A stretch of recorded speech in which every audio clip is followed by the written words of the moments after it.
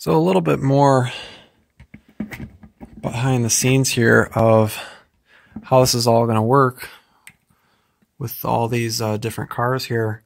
What we've got is we've got this plastic globe that we've got cut out here, and how this works is it goes over the lighting fixture here, and you have to kind of finesse it on. There we go. It's not on all the way, but I'm just showing you what it looks like. So the little moving light can be able to pan and tilt and move around, do whatever it needs to do, just in case it rains or it snows, because of course this is fall time getting into winter. And then also we have put different these heaters. So they heat the inside of the globe. So in case we get any type of frost, or we get any type of snow or anything that starts to accumulate, it should at least keep it warm enough that it'll turn into water. If there's any water or type of humidity in the air, it won't fog up the glass in here. So that's what these guys are here. We have one on either side here. And this was a great design by the friend of mine that I helped put this parade on. He came up with the idea of the globe and the heaters, and basically the rest of this is the DMX receiver here, and that goes into this moving headlight. And then what I've done is I've gone in here and I've drilled out these towers so that all the cabling gets piped through nice and cleanly. And then it goes down here to this little module right here, which this is also DMX controlled. And this is a 12 to 24 volt dimmer. And the way that this works is these actually feed the antlers that will be on the front of each one of these cars. And this allows us to be able to either dim or directly turn on and off the antlers for their lighting effects on the front of the cars themselves. And then there's also another wire here that goes down and snakes down around, and then there's also a DMX LED light that we shine underneath the car, and it will it'll make the undercarriage of the car actually be illuminated and to be able to change colors and all that other stuff, and strobe and everything in time with the music, with the program that I've written.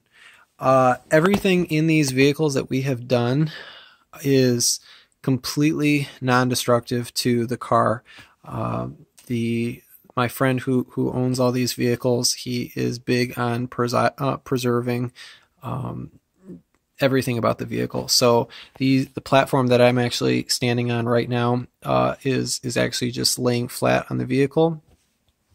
The antlers actually attach to the mounting hardware and structure of the car itself for the soft top. So everything connects to pre-existing points on the vehicle. So there has been no drilling or welding or any type of tapping or anything like that. Everything is either clamped on or directly fitted for the specific vehicle to fit in directly. It takes a bit more work, but it's really nice because it doesn't destroy the car in any way. So, for example, if you start drilling holes or anything like that, you might mess with the structure, you might cause rust, you might take away the value of the car, just everything in general. You want to just keep it as self-contained as humanly possible, and that's what we've done here.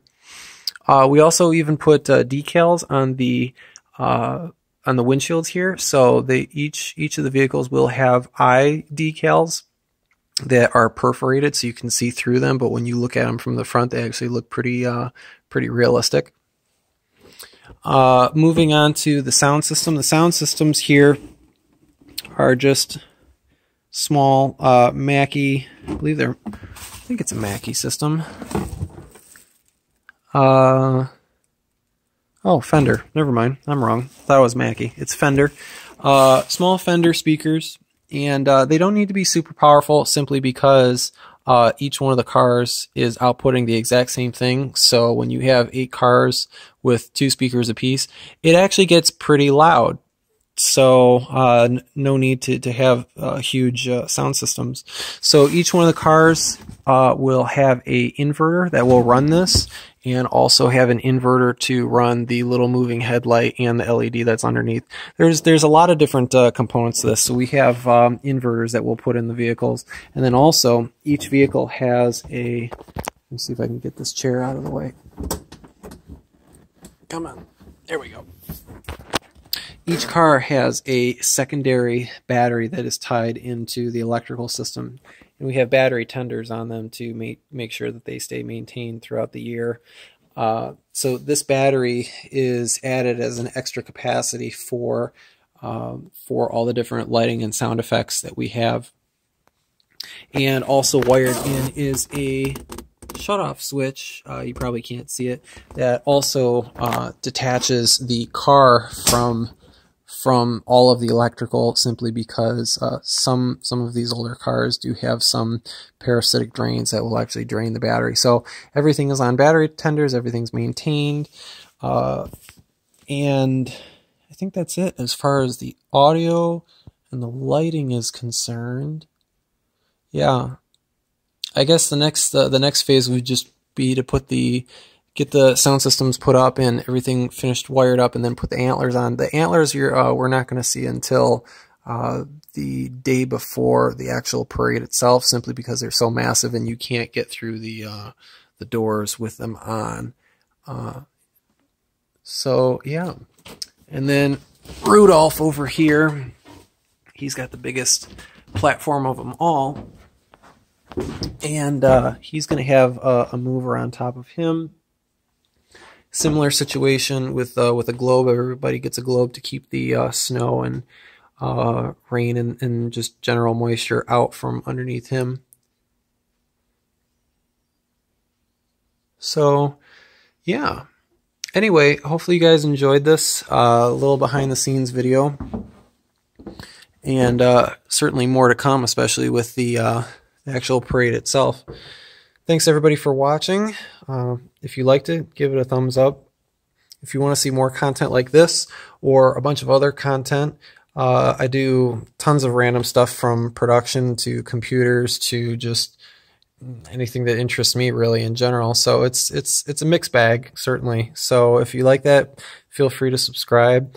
Also leave a comment, and you know, I'd be sure to chat with you about any questions that you guys might have about any of these projects.